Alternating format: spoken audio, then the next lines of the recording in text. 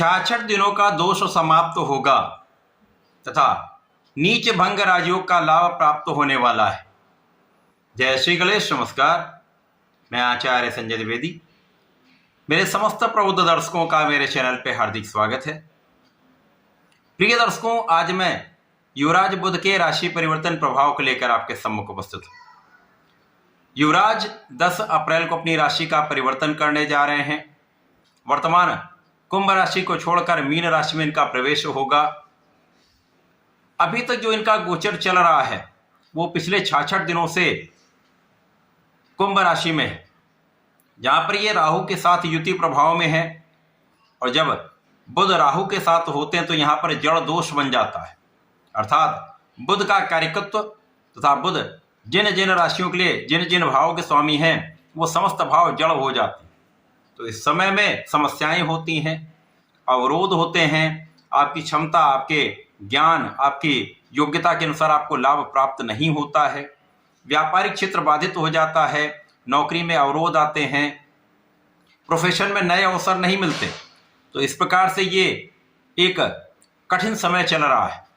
परंतु 10 अप्रैल को जब बुध राशि परिवर्तन करके मीन राशि में पहुंचेंगे तो जड़ दोष मुक्त हो जाएंगे तथा अपना संपूर्ण प्रभाव दे पाएंगे। यद्यपि मीन राशि बुध की नीच राशि है, परंतु यहाँ पर बुध का नीचत्व भंग रहेगा, जिसके कारण नीच भंग राजयोग का लाभ भी समस्त राशि के जातकों को प्राप्त होने वाला है।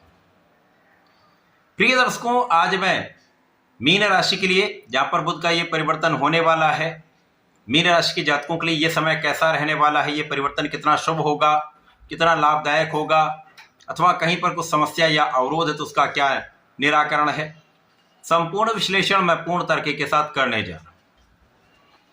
प्रिय दर्शकों, इस राशिफल को आप अपने लग्न तथा राशि दोनों के अनुसार देख सकते हैं। अब मीन राशि के लिए यदि हम अवलोकन करें तो बुध 2 केंद्र के स्वामी हैं। बुध चतुर्थ तथा सप्तम के स्वामी होकर लग्न में गोचर करेंगे।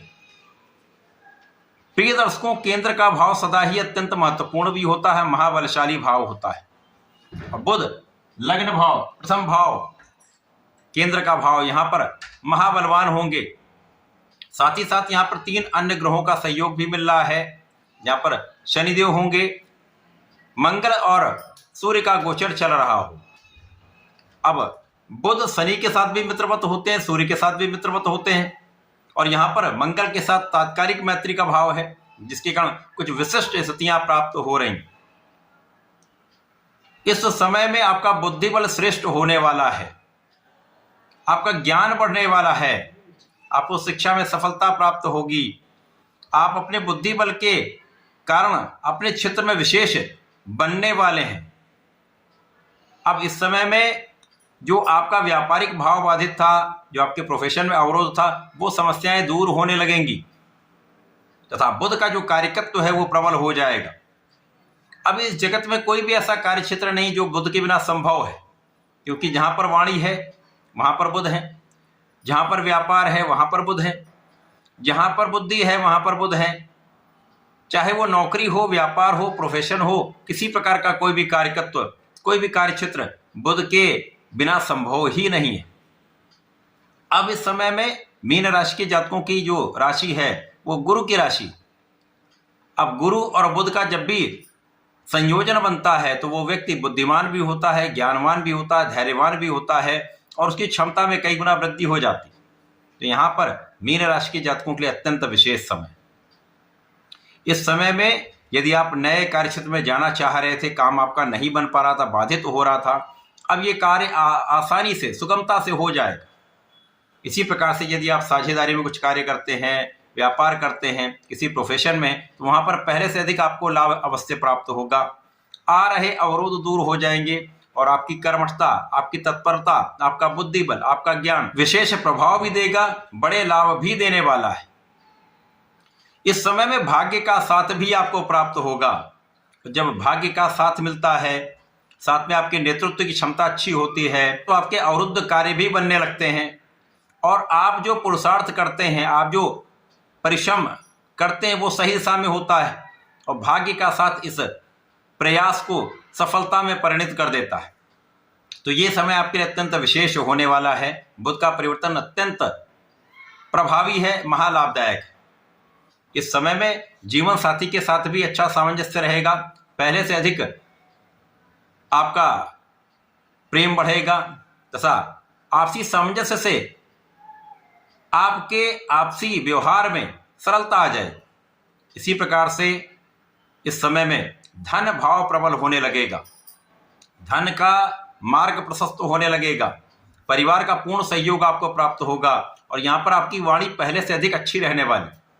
और जब आपकी वाणी अच्छी रहती है और आप सोच विचार कर बोलते हैं तो समस्याएं कम आती हैं, लाभ अधिक होता है। इस समय में धन जब आपको प्राप्त हो रहा है, आपका कार्यक्षेत्र अच्छा है, आपके धन के मार्ग प्रशस्त हो रहे हैं, धन का आप संचय कर पा रहे हैं, तो इस समय में आपके सुखों में वृद्धि अवश्य होती है। आपके सुख संसाधन बढ़ सकते हैं अथवा आप सुखों का उपभोग पूर्ण रूप से करते हैं।